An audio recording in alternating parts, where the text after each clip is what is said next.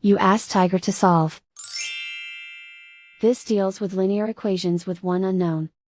The final result is x equals -9/4.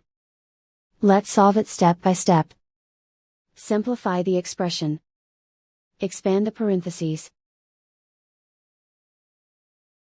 Group all x terms on the left side of the equation. Add 3x to both sides. Group like terms. Simplify the arithmetic.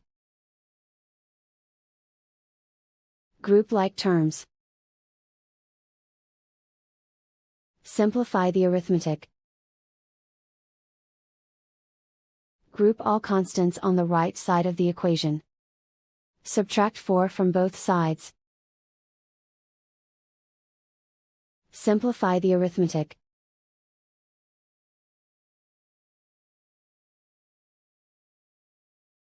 Isolate the x. Divide both sides by 8. Simplify the fraction. Find the greatest common factor of the numerator and denominator. Factor out and cancel the greatest common factor. And so the final result is x equals -9/4.